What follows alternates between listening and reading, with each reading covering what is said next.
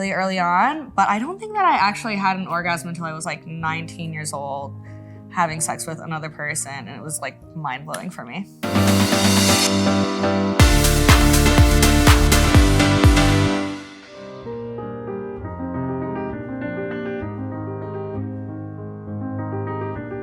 So thank you so much for being here, Emma. I'm super excited to get to meet you and get to talk to you today. Thank you for having me. I've been very excited to meet you as well.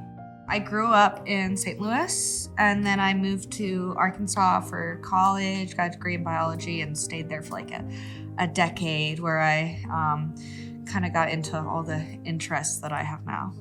I was always interested in science as a kid, and I got really interested in like agricultural science and bees whenever I was in college, and I wanted to study colony collapse disorder. And by the time I was done researching, like getting my degree in what was supposed to channel me into research science, I realized I would really rather eat a pair of jeans than work in a lab. And so I got really into farming, leased some farmland, farmed for a while in Arkansas, got more into beekeeping. And then it kind of took me towards working in community-based agriculture stuff and like food literacy education and whatnot, which took me into kind of like my first wind of careers, which was in nonprofits and agriculture and community food access. It's kind of a funny story, actually. So when I was living in Arkansas, I was like really involved in like the punk scene. And so I was like living in punk houses and like booking shows and stuff like that. Like bands would come play in my living room and whatnot. And me and my friend really wanted to start an overdose prevention project. And so we started distributing Narcan in our community. And then I always had like 2 jobs around that time. I would have like a passion job working in nonprofits or, you know, like heritage food stuff or whatever. And then I would have like a job that paid the bills, usually waiting tables. And once I started working on the overdose prevention project that I was starting, I kind of needed a different type of money job to offer me more flexibility. And so I started dancing because I could just make my own schedule and make more money for my time. And so I was dancing for a couple of years, and then COVID hit and all the clubs closed. And where I lived, we weren't really eligible for unemployment like a lot of people were. And so I jumped into OnlyFans, started making content. I did mostly solo content for a couple of years. And then just a year ago, I moved to LA. And this year, 2023, I've started doing studio porn, and it's been really fun. I was dating a girl at the time. I was in a triad at the time with this amazing girl. She's still one of my best friends. She was a burlesque dancer, and I was also dating her wife. And they were just like the most supportive people that I've ever met. They're still amazing friends of mine. And so my girlfriend, who was a burlesque dancer, she had lots of stripper friends. She wasn't a stripper herself, even though she was doing a different kind of dancing. But it just was really in the forefront of my mind because I saw a lot of people around me doing it. And so I started to think of it as an option, and it seemed like it was treating all of them pretty well. Whenever I was dancing, I had a lot of fun performing and pole dancing. It's still a hobby of mine, but I didn't really love the work environment. You know, management at clubs kind of sucks. Didn't love that aspect.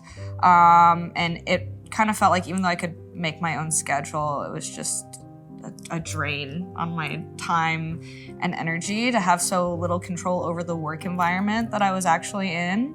And so I was really happy switching from dancing to being a content creator, just because I feel a lot more comfortable in that space. And then getting back into kind of the performing aspect now that I've gotten into studio porn has been really fun, and I'm having a great time.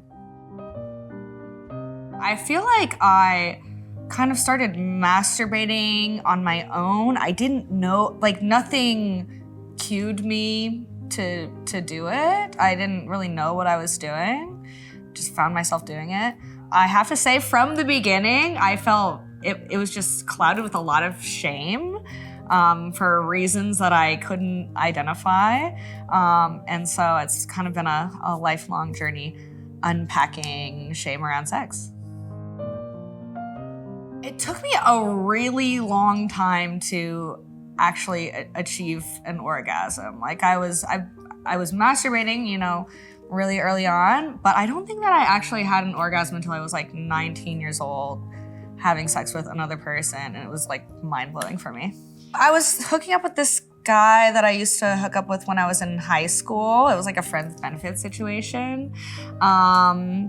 And he was fucking me, and then it just felt really different than it usually did. And that was an eye-opening experience for me. I think that my experience with like shame and sexuality was very much tied to like religiosity. I didn't grow up in like a super religious household, but like I think both my parents grew up in like a relatively religious household. I mean, I know my dad did for sure. But yeah, I feel like that is just like a mindset that gets passed down generationally, even if people aren't fully aware of what they're passing on. But obviously, sex and religion are so deeply tied together. Now I feel like I have like a big like Catholic fetish. So that's been my way of unpacking it. But as far as misconceptions around women's sexuality, I feel like one of the big ones is that girls like huge dicks always and like to just get like rammed until we come. But the vast majority of women that I know personally, that's not what they like. I think my sexuality, like especially off camera, has gotten more and more oriented around women. I have a great time having sex with guys on camera. I have no complaints really. But I have just gotten more and more comfortable with having sex with women in my personal life, and it's been pretty cool because I feel like that was like another thing tied up with shame in my mind that I really had to unpack. So I always, like whenever I was like younger, like in high school, I always really wanted to date women more. And then in like 2017, I was on this like Euro trip by myself, and I went to this rave in Amsterdam, and I met this girl there and had this crazy night with her, and it just like unlocked something in my brain where I was like, oh, I can just focus my time and energy on women and like put my energy into that in my life deliberately. And I've pretty much only seriously dated women since then. And it's not because I don't like men, it's just because I love putting my time and energy and like opening myself up in like an intimate setting with women. It's very fulfilling to me. So one thing that I did recently, I've been building my own like consent checklist paperwork. I actually took some inspiration from the adult time one because I built my consent paperwork since the last scene that I did with you guys. But I really liked how in the adult time checklist, it had like fill in the blank sections for things that you actively want to happen, because some of the other consent paperwork that I've filled out, it's like, are you okay with this action, this action, this action, which is a really great start. But when I'm having sex with people, I want for both myself and them to be thinking about what things they want specifically to happen and like envisioning something together rather than just setting ourselves up for something that we will baseline like allow to happen. Nice, I love to hear that, so amazing. I'll talk to you all extensively about that after the interview. It can be anywhere from twice a day to a few times a week. I'll start to get stressed out if I don't relieve myself every once in a while. But it just really depends on my mood and how busy I am and what I have going on. Usually it'll be at least once a day. It's just me and my Hitachi hanging out in bed, and I might like do some penetration as well, usually, like a little bit of penetration with my fingers or with a toy. But it has to be like a squishy one. I don't like the really hard ones. I like the soft ones that have some give. Just take your time with your relationship that you have with yourself, because it's the most important one that you have. And be very honest with yourself about what you like and what you don't like, and what you want, and make sure you take time to like unpack the difference between what you actually like and what you think that you should like.